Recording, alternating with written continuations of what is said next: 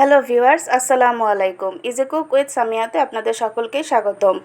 একদম ঝরঝরে পোলাও রান্নার টিপস এবং সকল ট্রিক সহ আজকে একটি রেসিপি শেয়ার করছি।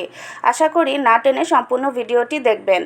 আর এই রেসিপি ফলো করে রান্না করলে একদম নো ফেল একটি রেসিপি হবে। তো প্রথমে আমি চাল মাপার জন্য এরকম একটা মগ নিয়েছি, কারণ এই ধরনের মগ আমাদের প্রায় সবার ঘরেই থাকে। তো প্রথমে আমি 1 মগ চাল নিয়ে নিলাম, তার পরবর্তীতে আরও আধা মগ নিয়ে নেব। আপনারা আপনাদের প্রয়োজন অনুসারে চালটা নিয়ে নেবেন। আর এই মগ দিয়ে চালটা নেওয়ার কারণ হলো পানির মাপটা যেন আপনারা একদম সহজভাবে বুঝতে পারেন, সেজন্য। তারপর চালটাকে ধুয়ে ঝরাতে দিয়ে দিয়েছি। এবার রান্নার জন্য কড়াই বসিয়ে দিয়েছি এবং দিয়ে দিচ্ছি পরিমাণ মতো সয়াবিন তেল। আমি পোলাওটা সবসময় সয়াবিন তেলে রান্না করার চেষ্টা করি, কারণ ডালডা বা ঘি দিয়ে রান্না করলে সেই ফ্লেভারটা আমার ভালো লাগে না বা আমার পরিবারে খেতেও পছন্দ করে না। তারপর এখানে এলাচ, দারচিনি এবং তেজপাতা দিয়ে কিছুটা সুঘ্রাণ বেরিয়ে আসা পর্যন্ত নেড়ে নেব। এখন দিয়ে দিচ্ছি পেঁয়াজ কুচিটা একদম বেরেস্তার মতো করে ভেজে নেব, লাল লাল করে। যখন একদম লাল হয়ে আসবে তখন আমি সেই ধুয়ে ঝরিয়ে রাখা চালটা দিয়ে নেড়েচেড়ে নেব। ঠিক ততক্ষণ পর্যন্ত এটাকে নেড়ে নেব যতক্ষণ না চালের কালারটা একটু সাদা সাদা হয়ে আসছে। পোলাও রান্নার সময় আপনারা এই ছোট ছোট টিপসগুলো যদি ফলো করেন তাহলে একদম নো ফেল রেসিপিতে আপনারা ঝরঝরে পোলাও রান্না করতে পারবেন ইনশাআল্লাহ। তারপর এখানে দিয়ে দিচ্ছি আদা রসুন বাটা 1 চামচ, আস্ত কাঁচামরিচ মাথাটা একটু চিড়ে দিয়ে দিয়েছি, আর দিয়ে দিয়েছি স্বাদ অনুযায়ী লবণ।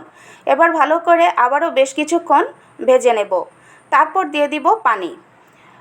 তো পানিটা যেন পারফেক্ট দিতে পারেন সেজন্য তো আমি মগটা ব্যবহার করেছি, আর আমি 1.5 মগ চালের জন্য এখানে 2.5 মগ পানি ব্যবহার করব। তার মানে হচ্ছে চালের 1.5 গুণ পরিমাণে পানি ব্যবহার করব। অনেকেই বলে থাকেন যে চালের 2 গুণ পরিমাণে পানি ব্যবহার করতে হয়।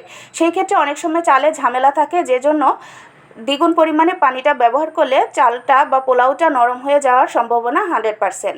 সেই ক্ষেত্রে আপনারা সবসময় চালের 1.5 গুণ পরিমাণ পানি ব্যবহার করবেন, মানে যতটুকু চাল নিয়েছেন সেই পরিমাপ ডাবলের পরিমাপ অনুযায়ী আধা মগ পানি কম দেওয়ার চেষ্টা করবেন। এতে করে পোলাও একদম 100% ঝরঝরা হবে। তারপর নেড়েচেড়ে মিশিয়ে ঢাকনা দিয়ে ঢেকে দিলাম। পানিটা যখন শুকিয়ে এসেছে তখন এখানে দিয়ে দিলাম গুঁড়ো দুধ।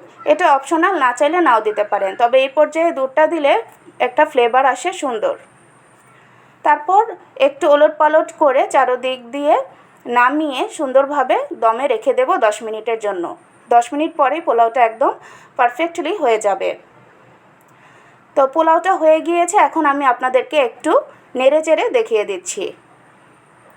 দেখুন ভিউয়ার্স, একদম সুন্দর ঝরঝরা হয়েছে, একটার সাথে একটা লেগে থাকছে না, এবং চালগুলো একদম পারফেক্টলি সিদ্ধ হয়েছে, ভেতরে কোনো দানা বা শক্ত কিছুই নেই। এই আমার রেসিপিটি ফলো করে একদিন অবশ্যই রান্না করে দেখবেন। আশা করছি একদম পারফেক্টলি আপনারাও ঝরঝরে পোলাও রান্না করতে পারবেন। আর যদি আমার ভিডিওগুলো আপনাদের ভালো লেগে থাকে অবশ্যই একটা শেয়ার করে দেবেন এবং সাবস্ক্রাইব করবেন। ভিডিওতে একটা লাইক দিয়ে দেখাটা শুরু করবেন। তো বেড়ে নিয়েছি, এখন উপর দিয়ে কয়েকটি বেরেস্তা দিয়ে দিচ্ছি। তো ভিউয়ার্স, ভিডিওটি কেমন লেগেছে অবশ্যই কমেন্টসে জানাবেন। আজকে এই পর্যন্তই। আল্লাহ হাফেজ।